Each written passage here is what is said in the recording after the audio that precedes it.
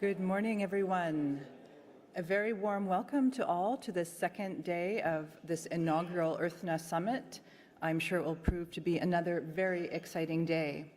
And also welcome you all very warmly to this third plenary session on governing our climate future. My name is Maya Groff. I'm an international lawyer based in The Hague, and currently I'm also serving as convener of the Climate Governance Commission. So as we know and as we've heard over the last day, we are now confronting a triple planetary crisis of biodiversity and nature loss, of climate change and pollution. Our governance approaches, which the Commission focuses on, have to date proved insufficient to get us on track to meet the goals of the Paris Agreement, the 1.5 degrees Celsius temperature limitation rise, above which this will be very, very dangerous for the whole planetary system, for all of our populations, and have also particular challenges for dry and arid environments, of course. So according to Climate Action Tracker, based on policies and actions of the international community, currently we are on track to 2.6 to 2.9 degree centigrade temperature rise by 2100, which is indeed catastrophic climate change.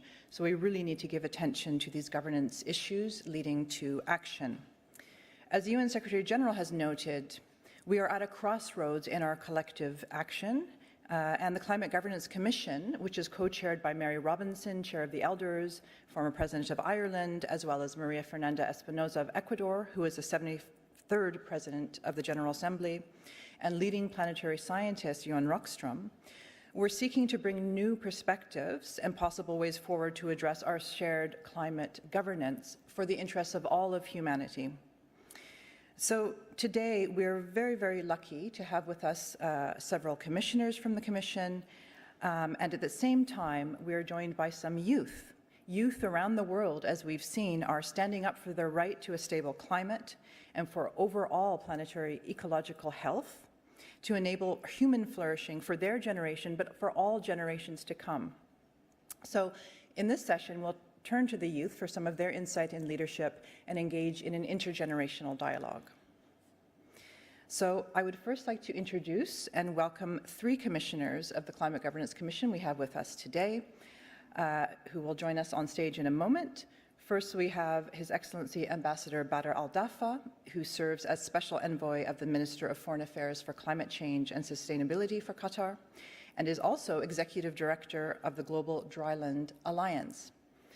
Next, we have Ms. Sharon Burrow, former Secretary General, International Trade Union Confederation, hailing from Australia.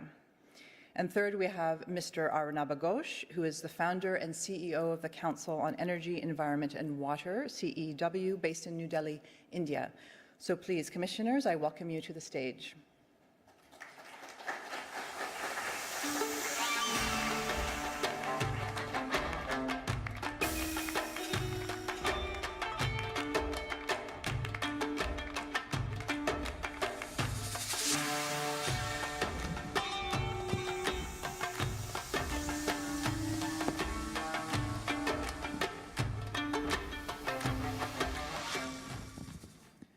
Wonderful. Thank you all very much for joining us here for this important dialogue today. So my first question for each of you, before we invite up our youth speakers, are your brief views on the importance of youth voices in relation to the triple planetary crisis of climate change, biodiversity loss, and pollution. The UN Secretary General has called for the whole international community to think and act for future generations, and has noted that we are at a make-or-break crossroads this decade to take strong climate and ecological action. So I'd like to ask each of you, from your various institutional backgrounds and areas of expertise, your views on the importance you see for youth voices and intergenerational awareness, and the barriers you see for including and hearing youth voices. So Ambassador Al-Dafa, can we start with you? Okay. Well, thank you, and thank you, Marja. And greetings, everybody. I think if we see the struggle for planet and people as an intergenerational struggle, which it is, the very threat to humanity that exists if we don't actually govern wisely, find the innovation and the solutions to both climate change and biodiversity loss, but also to equality and a common security for people. This is not going to be solved by one particular generation. I know that young people actually rightfully, in many ways, blame a generation that I'm part of and those ahead of me in age, but we need to include them in genuine dialogue, genuine planning, genuine accountability, if indeed we're to be able to be confident of being what people often call good elders, which means that you are trying to make sure the planet is indeed not just habitable, but indeed a rich and secure place for future generations. So they have to be equal partners.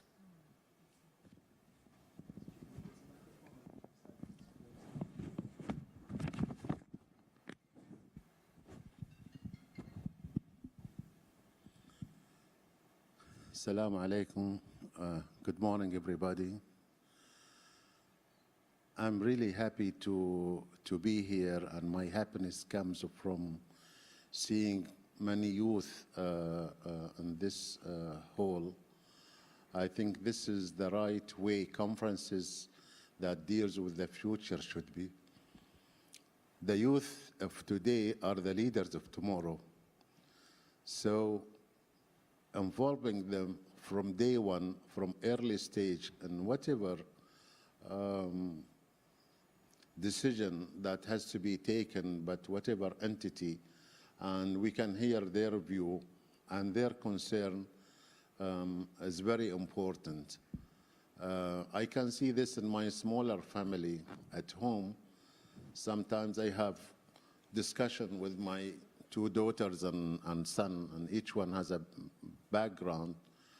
But then I'm also learning from them, because I think I know, but a lot of times or sometimes I learn from them because their experience and view is just different of what I have learned over the past 40 years. If they are included in all decisions that has to be taken by government, then we are on the right track. Thank you. Wonderful. Thank you. Thank you, Maya. And first of all, let me extend my deep gratitude to Arthana for inviting me to this very exciting summit, and I hope there will be many more editions. Before I say what my view is, let me say what the youth's view is. So last year at CEW, we produced a major scientific report for the Stockholm Plus 50 conference, and on the sidelines of that, we also produced a report on the youth's vision for a just and sustainable planet. We surveyed more than 900 youth across 91 countries. And here's what they said.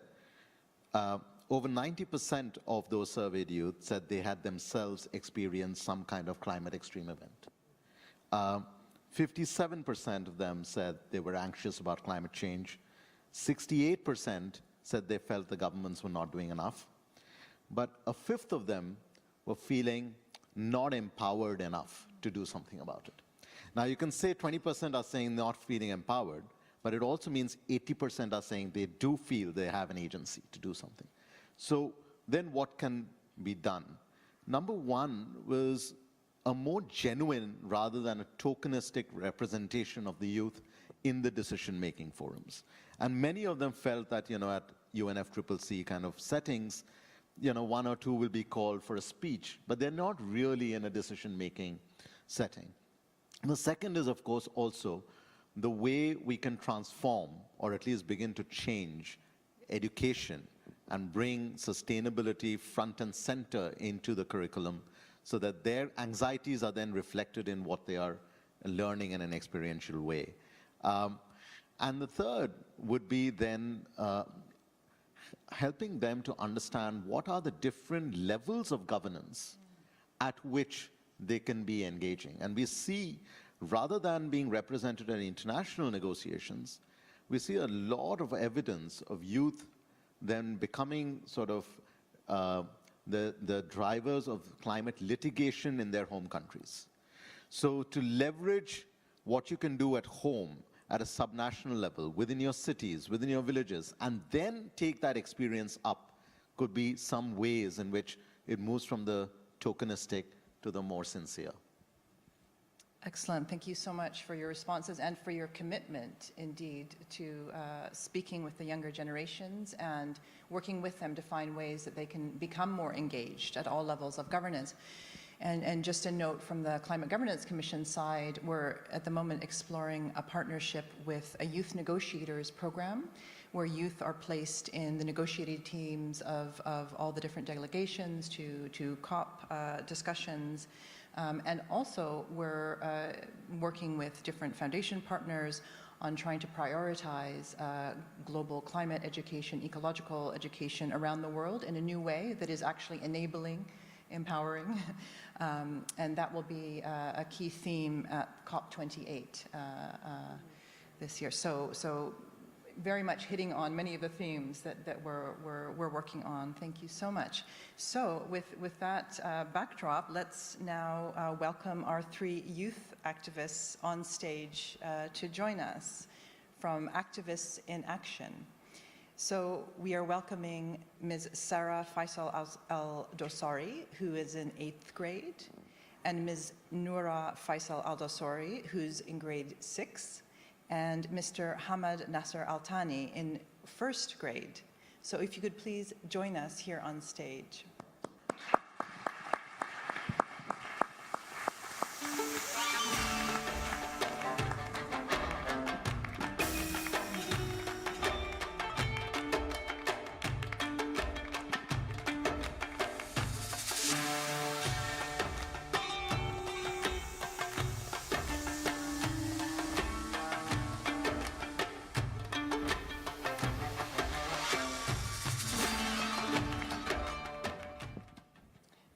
Thank you so much, all 3 of you, for joining us.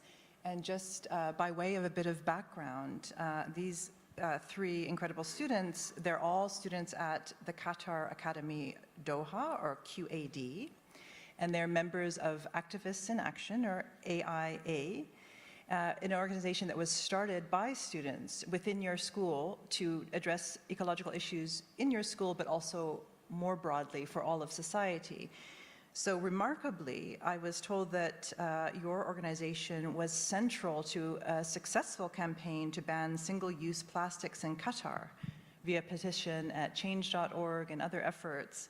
So we very, very much congratulate you on this campaign and wish you many, many more successful efforts. So each of you have prepared a question for the commissioners. So let's start with Noura, please. Assalamu alaikum wa rahmatullahi wa barakatuh. Peace and God's mercy be upon you. I am Noura Dosari, 8th grade in Qatar Academy. My name is Noura Dosari, a grade 8 student in Qatar Academy Doha.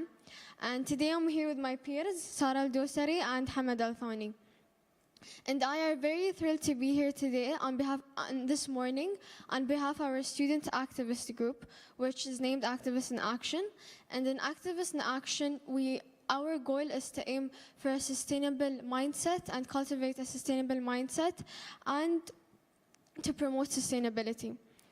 Firstly, we appreciate the opportunity you have given us, demonstrating the value of how important youth voice is to be heard, as we are the leaders of the future. وَجَعَلْنَا مِنَ الْمَاءِ كُلَّ شَيْءٍ حَيًّا في سورة الأنبياء, verse number 30, ayah رقم 30. So this verse from the Holy Quran explains that all life requires water, making it one of the most important resources in the world. So when you actually think of it, we use water every single day. When we take a shower, we use water. When we drink, we use water. Animals, plant, every single thing in the world uses water. And that shows how water is very important. Humans can't live without water. And one of the UN Sustainable Development Goals is access to clean water and sanitation for all. However, there are countries in the other part of the world who don't have the facilities, the financial facilities and technology to access this water. So my question for your esteemed commissioners, with fresh water becoming more scarce, how can you ensure equitable access to water in the other countries who don't have the technology and financial resources to support themselves? Wonderful. Thank you for this excellent question. Who would like to start? I'll take a stab at this first. So many thanks, Noura, for you and what your team are doing. The issue you've raised is absolutely critical. From where I sit, I feel that, you know, when we talk about climate change, biodiversity loss, etc., water is our weakest link. Now, but when we think about water, though, often it is, you know, how we imagine it. You know, there's a stream, a river, a lake, and that is what is called blue water, right? And blue water is the water that, you know, the fresh water that you're seeing, but also the water that we then consume and is not, you know, treated, etc. Now, over the last century, you know, in 1900, we were withdrawing about 400 cubic kilometers of blue water. Now, we are withdrawing 4,000 cubic kilometers of blue water. Right? But the real opportunity, however, is what is also called green water. And what is green water? Green water is not what you get from the streams. Green water is what is in the soil, what is in the plants, what evaporates and then comes down. And it's this interaction which is extremely important. We are here in a dry climate. I come from India, where many parts of India is dry and arid. And we have to then see, number one, what is the best way that we can become efficient with blue water and start tapping into the resources that green water provide. The second thing we have to do, and you use this word, equity. Equity has to be at the heart of whatever we do with water, which means that there's a minimum amount that all humans need, but after that, we have to price water in a way that if you're taking a longer shower, then you should be paying for more, a lot more for that water. Because without that, we are not able to focus on the 2 billion people without access to clean water and sanitation. And the last thing is about technology. The technologies for water have to be developed in a way that it makes sense for the majority of the world's people who live in arid and semi-arid areas. You cannot develop technologies that were designed for water surplus areas and then expect them to be automatically usable in other regions. It has to be a different approach to what we call technology co-development, working with the communities to see what their needs are and then bringing in that efficiency for green and blue water. Thank you. And our other commissioners have comments on this very good question?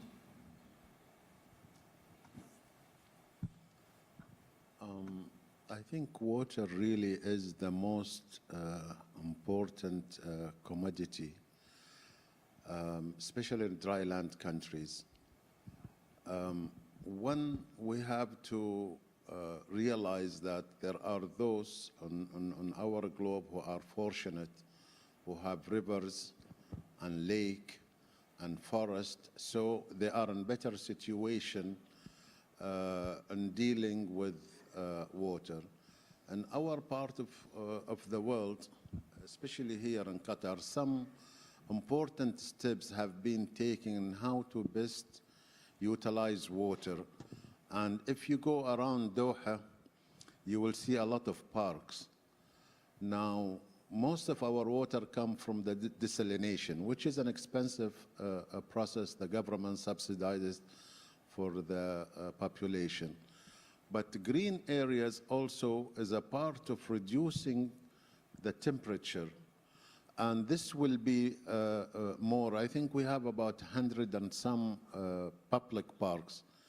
By the way, and I'm not making advertisement, but in October of this year, we will host a horticultural expo. It's called Doha 2023. Where we will have, and this is the first time such expo is held in a desert climate. We will be hosting about 60 countries, 13 international organizations. This gathering will mainly also talk about water and other aspects that's affecting our being in this part of the world.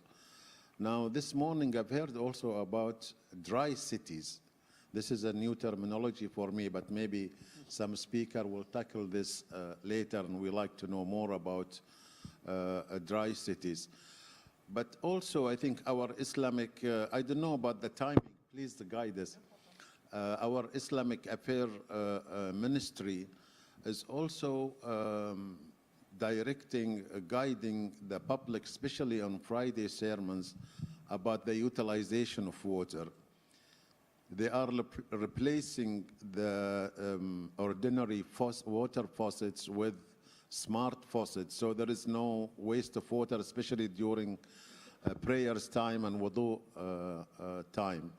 The extra water is used to irrigate a small green area around the mosque. So this is really also part of how to make an awareness campaign among your population to realize that water is something that is precious in such part of the world. 2 quick points, Marja. One is congratulations. As a former teacher, I can only imagine the challenges you must be throwing out to your teachers, so well done. But and on that note, I think there has to be a commitment to mandated curriculum on climate, the planet, planetary boundaries, challenges, and so keep pushing, because that's where we need to go. I was struck by Jane Goodall last night, who said people come out of schools and universities and they don't know about this stuff. Well, she was right. And there is a campaign globally for mandated curriculum, so join the gang. But on 2 quick issues. One is, in fact, technology. If we don't share technology, then we're not serious about humanity itself, because if water is the very life force of humanity, and we sit back and make money from water but don't share the technology for survival, what does it say about us? And that brings us to a governance question, which is the global commons. If we all live on one planet, it's our only home, then what is the governance of our commons, the forests, water, biodiversity, etc.? Thank you so much for those excellent responses. Let's now move to Sarah for her question. First of all, hello. It's a pleasure to meet you. My name is Sarah Al-Dosari, and I'm a 6th grade student at Qatar Academy Doha. As the Holy Quran states, Bismillah ar-Rahman ar-Rahim, ظهر الفساد في البر والبحر بما كسبت أيدي الناس ليذقهم بعض الذي عملوا لعلهم يرجعون. Verse number 41 in Surah Al-Rum, which expresses that all the corruption happening in our planet is at the hands of its people. As the human race, in order to thrive and survive, we have innovated, explored, invented, and created ourselves into the scenario we are facing today. I feel there is often not a lot of consideration for how climate change is affecting hot and arid countries, much like my home, Qatar. Our average summer temperatures are above 45 degrees Celsius. But fortunately in Qatar, the human population has allowed for the planting of many trees to absorb the carbon dioxide in the air. However, other hot and arid countries might not be so fortunate. So, commissioners, I respectfully ask, what are you doing to bring focus to hot and arid countries, such as Qatar, in the face of climate change and rising average global temperatures? Thank you so much, Sarah. And perhaps Ambassador Al-Dafa, we'll start with you, given your role in the Global Dryland Alliance. Very good question.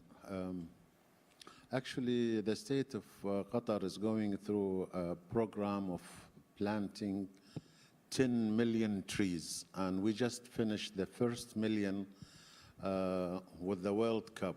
So you're going to see more and more green areas in Qatar. But let me go back to the past. I think traditional Qatari houses have always had either a palm tree in the house or another tree called, that also brings the small fruits. نسيتها والله, I forgot the name. Canal, yeah, but the tree, sidra. So, and in each house there is a well for water. Now in modern way, in modern villas, this is not there anymore. What I am saying here is we have to always go to our past, and also the building materials we are using. I think part of reducing the temperature is using sustainable material. That is very important. I'm not complaining about the aluminum glass towers here when you go to the West Bay area, but you know how much it really costs in terms of energy to cool that building. I would rather see something traditional, energy saving, like what we have here in Msherib, to be one of the codes for our buildings. By the way, also forgot to talk about one element from the Ministry of Islamic Affairs, is they have a code for building mosques, and it has to be a friendly material.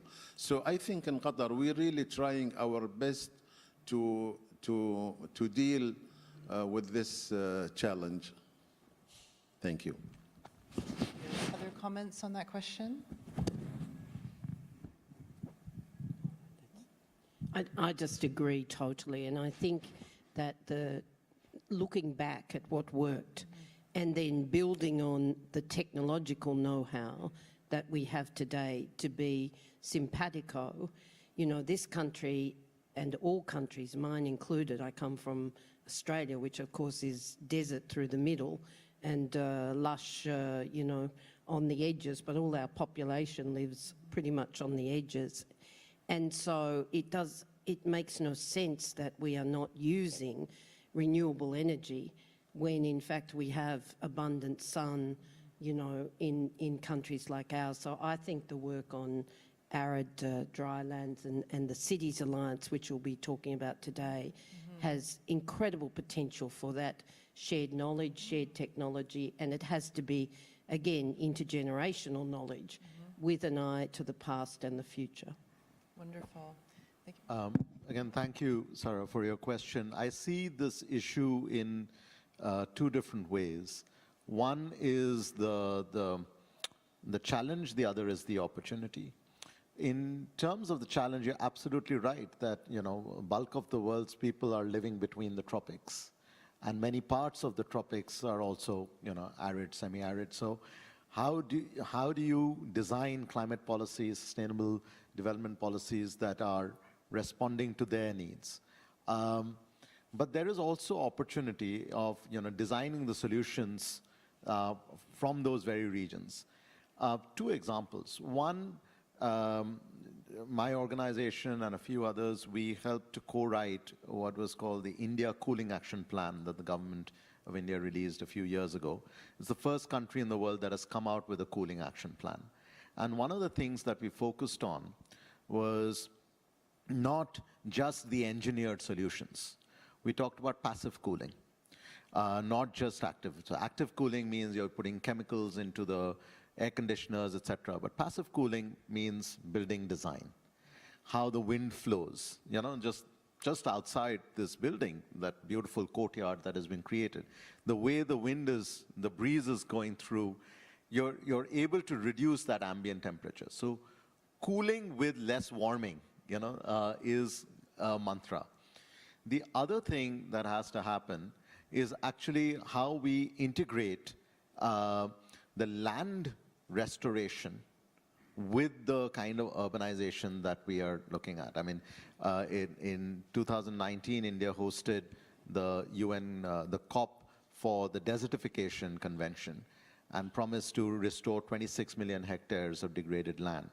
But where I see most opportunity actually is how degraded land, even within cities, can then create a completely different ambient temperature. Just my personal example, I live 10 minutes away from what used to be a stone quarry, disused stone quarry, which over the last 10 years has just been allowed to get naturally restored, and a whole forest has come up in front of my eyes. It's in the middle of the city, and it now accounts for 7% of our national capital region's oxygen.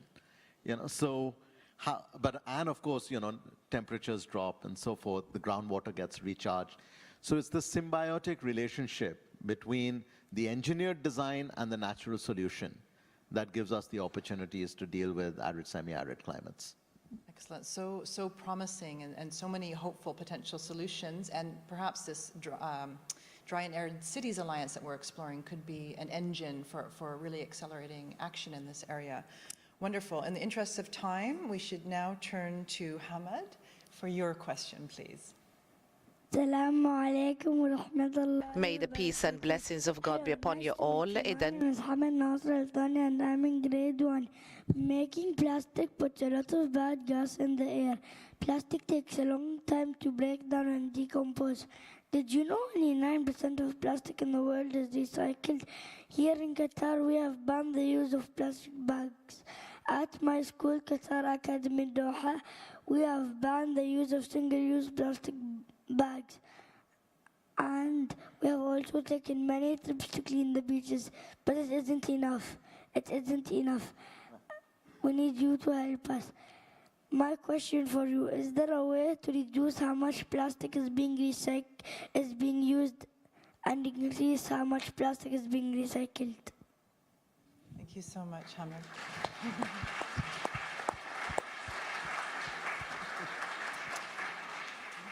So I'll start here, and you may see a discussion amongst the commissioners, because we had this discussion as a side conversation at our meeting before this amazing summit started. I'm a great supporter of banning single-use plastics, full stop, full stop. But on the other hand, we need also to look at where we need plastics in blended materials as we try to make, our automobiles more efficient, our planes lighter, and therefore dependent on less damaging fuel. So it really then challenges us to say, what do we need to ban? Full stop, I'm with you. And secondly, what do we need to insist are the rules of the game for blended plastics at the end of their life, or indeed in terms of maintenance throughout the life use of these materials, so that we don't actually just use the necessary plastics and then abandon them, as we have, of course, and still do, tragically. I'm sure that when you go to the supermarket, then in my country, in Europe, where I've lived for the last 12 years until recently, it really angers me to see that I have no choice often if I want to buy fruit or vegetables or other products, but to buy the ones in plastic that I know I will have no use for. We all need to start raising our voices about both the technology to recycle and reuse, but also about the transparency to say we don't need that packaging or that use of plastics that's just going to clog up our seas and kill our fish and our plant life and, as you say, not degrade for many more centuries than any of us will be alive. So congratulations. What a fantastic school. I think next time I come, I'm going to beg to visit. Thank you so much. So we're out of time, but I'd like to ask everyone to join in thanking Noura, Sarah, and Hamad for joining us.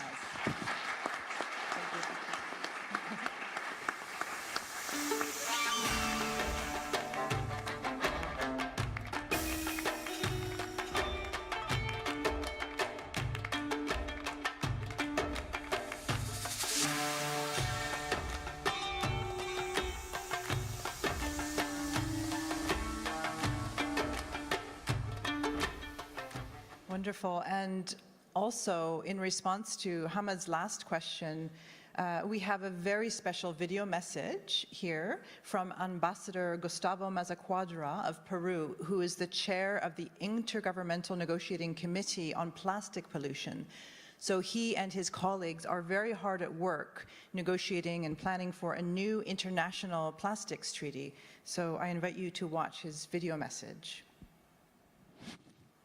Dear friends, the initiative you have presented today strongly encourage our work at the INC on plastics, where we are negotiating an international, legally binding instrument on plastic pollution, including in the marine environment. We are seeking to craft an ambitious agreement that covers the entire life cycle of plastics, combining core obligations, control, and voluntary measures to contribute to tackling the triple environmental crisis we face: climate change, biodiversity loss, and pollution. One of the key pillars of our discussions is around the actions on problematic and unnecessary plastics, including single-use plastics, while considering specific challenges such as microplastics, the just transition, or the development of a circular economy. What we agree as countries will be the cornerstone of our action, as we need global and coordinated action. But it will not be enough. This is why initiatives like yours give us hope. We must continue raising awareness to change individual behavior, further accountability in our multi-level governance mechanism to change local policies, and mobilize all our technical and innovative skills to find scalable solutions. And we need to act now. Please count on me as an ally in our common quest for a planet free of plastic pollution. Wonderful. So we hear some very strong words of encouragement for what you're doing and your colleagues at your school, and hopefully this really spreads worldwide, as we heard last night also with Dr. Jane Goodall's Roots and Shoots programs with school children everywhere.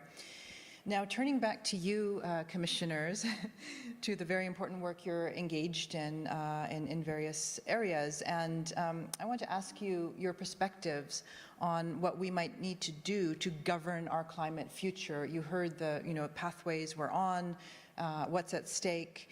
How can we take new approaches to govern at the international level in particular, but at all levels of governance, to safeguard the health and well-being of current and future generations?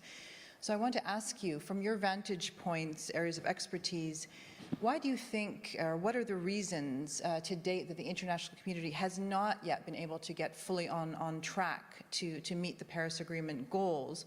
And what do you think might be some key levers or drivers of change to shift our international action trajectory? How could our shared climate governance be improved, for example? What do you think are potentially some key ideas? And again, any thoughts you have on how the youth might help and be engaged? So who would like to go first? Yes, please. Thank you. I was really amazed by what Hamad says, and I really like his T-shirt. So if you have an extra one, I would like to wear it when I travel. I think I'm just speaking to the youth here. 3 months ago, I was in Germany, and I had a meeting with the youth representative from Germany.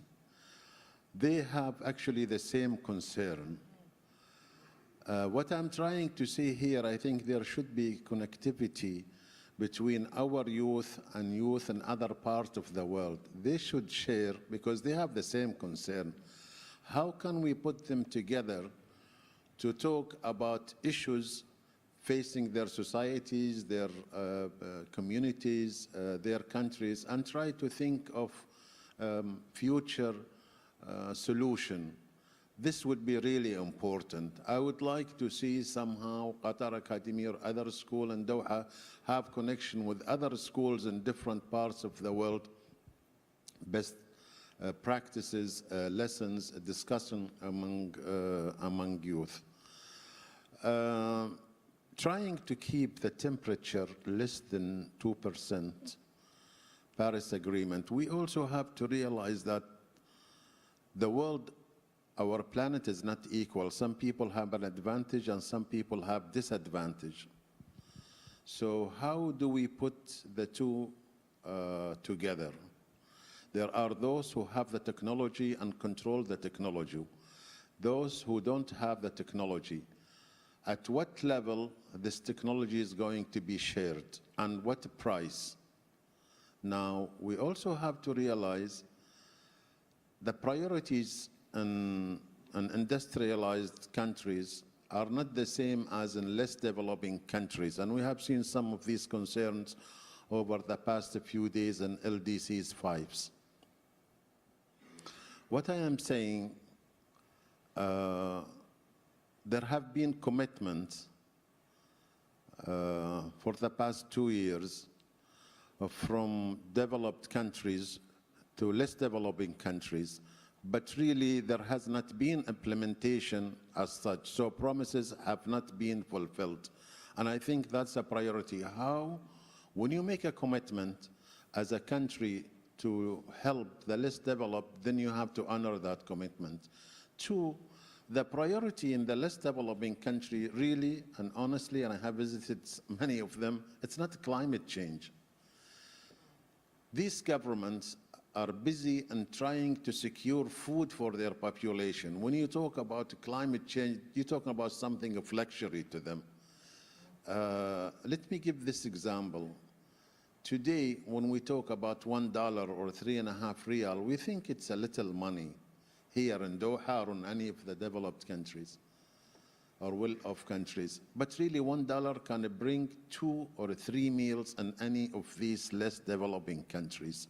So also, we should have in mind, we should have a program. I think this international community, unless we go through practical steps, we're not going to get nowhere. We're not going to sit in 5-star hotels, halls, and try to make theories for the rest of the world. We have to go down to the grassroots and see what are the basic needs and how we can manage to help these communities. Once we start doing that, then we will be better. Let me just go back to the Holy Quran and the Surah of Yusuf, where the Pharaoh have a dream of 7 fat cows eating 7 thin cows. What is the story is that we have to have this concept of food security. So you save for hard days. Now with the climate change, especially in those countries that don't have early warning systems, because they cannot afford it actually, what do? How can we help them? How can we improve their life? Are we willing to give them technology? Are we willing to support them? I think that should be the question. Excellent. Thank you so much.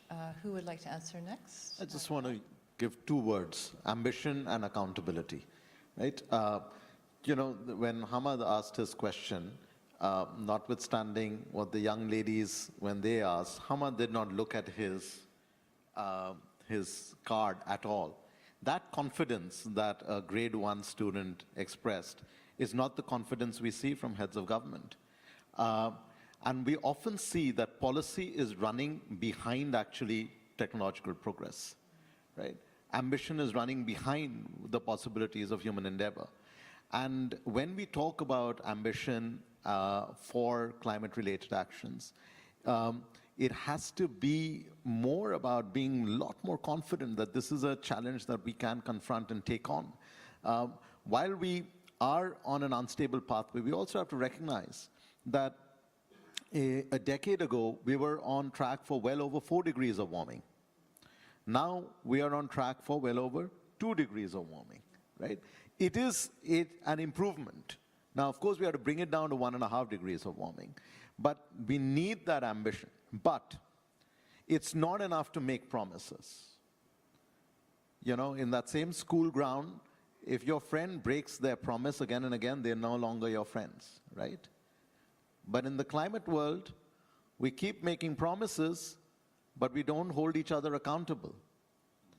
We have created a world where we are members of a mutual admiration society. So everybody announces their own initiative, their own plans, and everyone just claps. Oh, very good, great idea. We have to become members of a mutual accountability society. Next time I see you next year here in Doha, I hope you'll call me back. So you promised this, what did you do about it? And then I'll ask you the same question. Then we'll be genuine friends in the playground.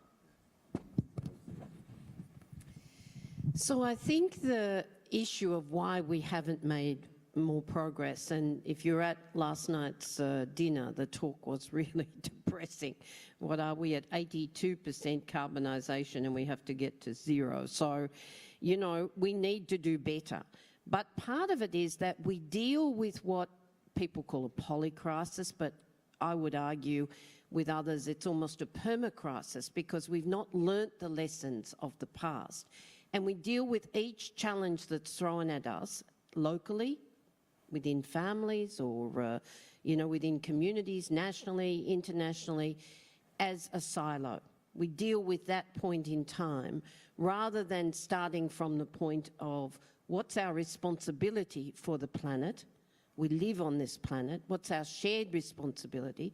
And what's the structure of development that we've created where some people have little or no hope and feel so overwhelmed because they don't have the technology, they don't have the finance, they don't have the confidence in governance that it will take to initiate change, while others, in fact, still control the technology they refuse to share, largely control a financial model that's worked for some and not others, and the outcome of that is a governance structure that's broken. Multilateralism is in crisis because we've not dealt with the challenges that face the world as a whole, the people in those countries across the globe. But secondly, it's because we've failed to think about new models. So if you take, for example, technology, I sat on a commission called the New Climate Economy Commission for 10 years, but it was one of the first groups who actually showed you could have, you know, climate success, you could still have economic success, and you could have inclusion, but not without challenges. And one of the debates, a really vicious debate, was about the intellectual property model, the international set of rules around who owns what technology, basically. And in the end, those of us who were a bit more idealistic, who thought we should share it in the interests of humanity, were not very popular, but we came to a compromise, which is what all negotiations are about, and that was a recommendation to have technology pools. So we found ways to reward the innovators, to reward the owners of that technology, but then to make it like an open source. And with that, we need to find the same ways to deal with the financial issues that allow us to share the wealth of the world, because we're many times wealthier, yet inequality is a disaster for too many people. So when it comes to governance of these issues, you do need a re-engineering of global governance, and we have to be bold about that. But you need what my colleague often talks about is agency, and indeed what His Excellency talked about is how you have the layers of governance that are interconnected but give people agency over choices.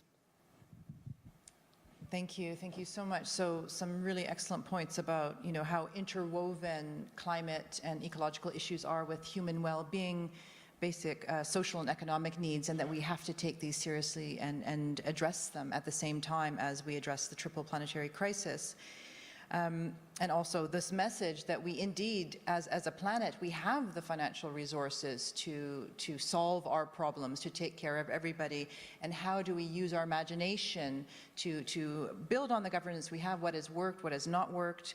We heard from Sharon, multilateralism is broken or needs to shift to a new kind of model, new generations of thinking, to try to really quickly, intelligently tackle our problems and to learn from our path to date. So Arnaba, can I just ask you a follow-up question?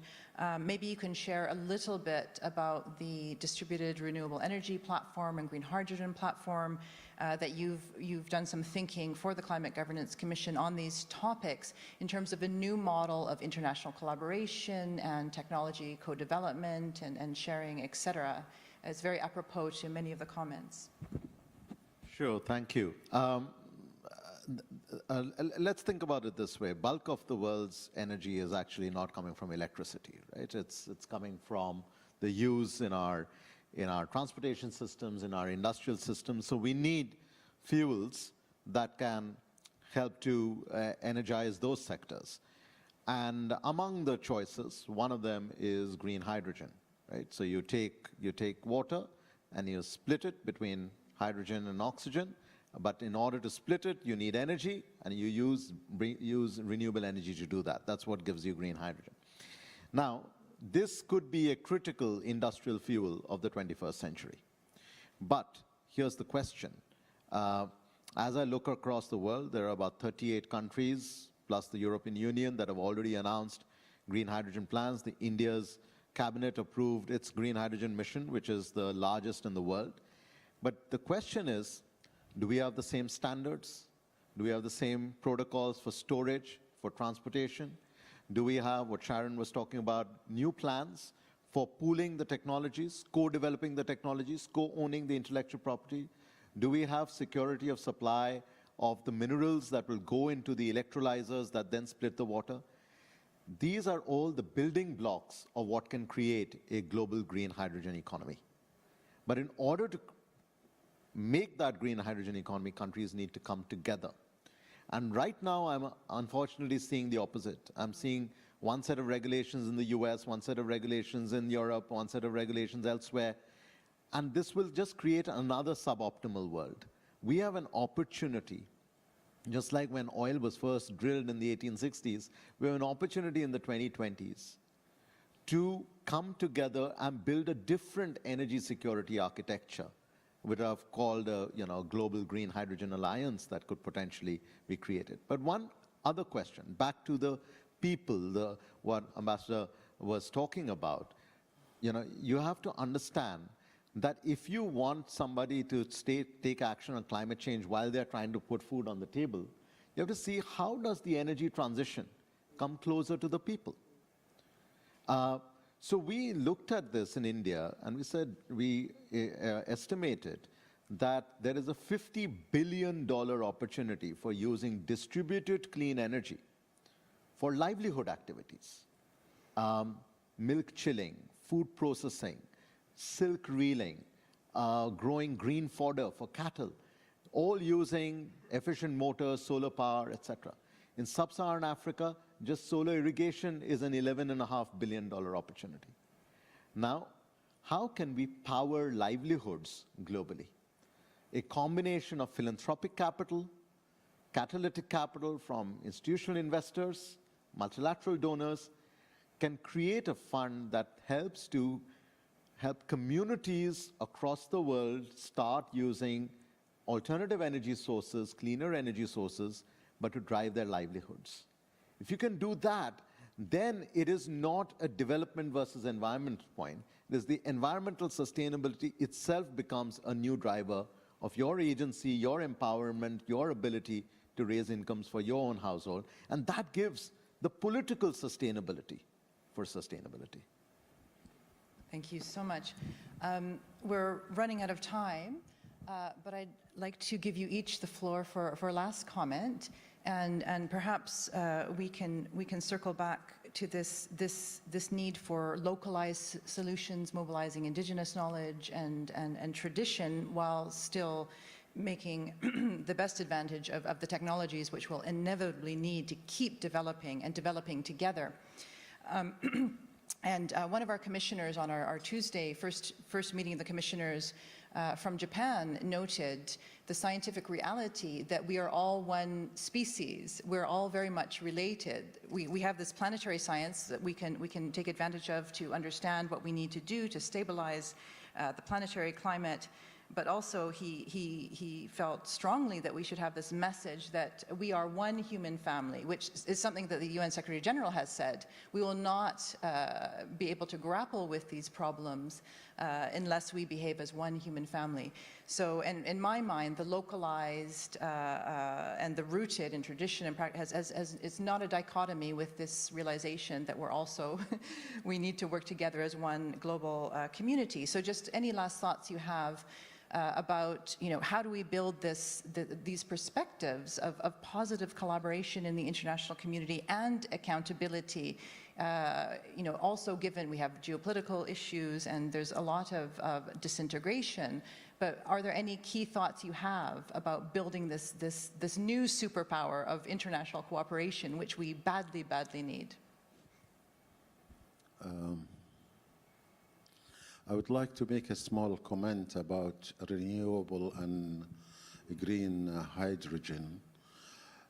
We see in the world that our use of energy and depends on what kind of energy are using, whether it is coal, oil, gas, or renewables, and at what cost.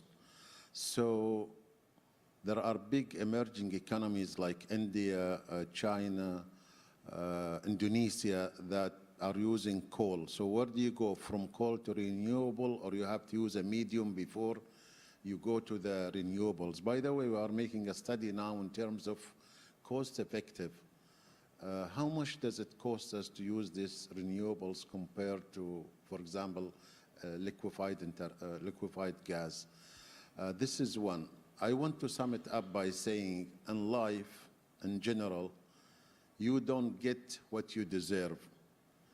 You get what you negotiate. So the better negotiator you are, the better terms you get. Thank you.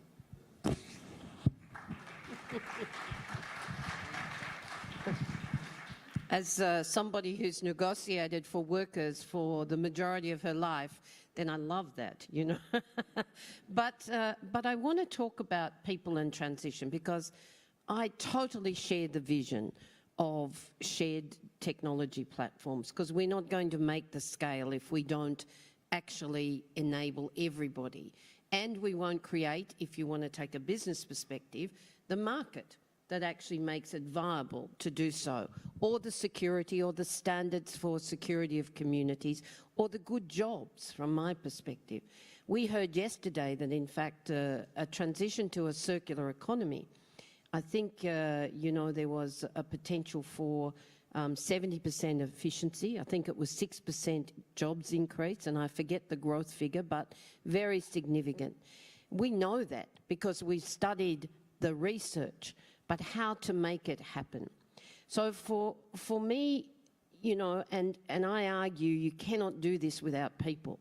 As someone who's walked the coal fields and told coal mining communities or coal-fired power station workers that the party's over. These people built their communities. They're beautiful communities, but we have to move on, just like we have with telecommunications. When I was a student finishing school, we still had those telephone exchanges where you put, the plugs in the sockets.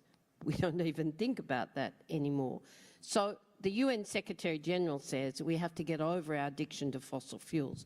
We do, and there will be some transition technologies, yes.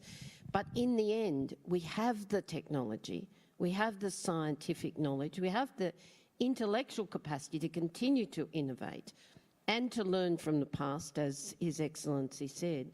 So I'm just going to say to you, this transition and the governance of it at all levels has to be about just transition, and that does mean a new development model, but it also means where people are at the table, helping with the solutions, negotiating the plan.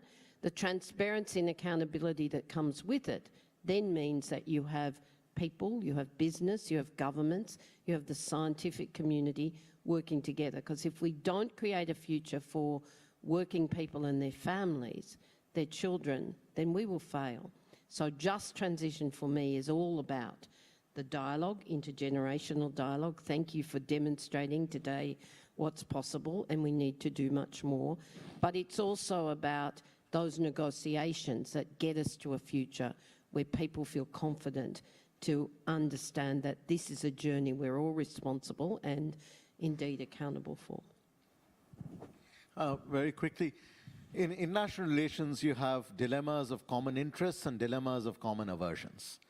So what are the common aversions? What are the common things that we all wish to avoid? We all wish to avoid massive floods, massive hurricanes, massive droughts. And we can come together, Maya, to your question of, what is the new mantra that can have a superpower of global cooperation, is these common aversions that we can avoid by creating a resilience cushion for the vulnerable across the world. But there are also common interests. And the common interests are not just about how much I trade and how much you trade and then we negotiate. The future will be increasingly digitalized, increasingly decarbonized, and increasingly decentralized, which means that economies of different levels of development can actually be hubs of innovation, manufacturing, in part of a new global value chain of clean technologies, that it need not be just things happening in one part of the world and hoping another part of the world will benefit. If we can create a common interest of that interdependent value chain around clean technologies, then you have a different way moving forward. In fact, this year, India is hosting the G20 presidency, and our tagline is a Sanskrit phrase, Vasudeva Kutumbakam. The whole earth is a family. So one earth, one family, one future. Wonderful. Thank you. We're out of time, so a huge thanks to our three commissioners and our three youth for this really extraordinary intergenerational dialogue. So please just join me in thanking them for contributing today.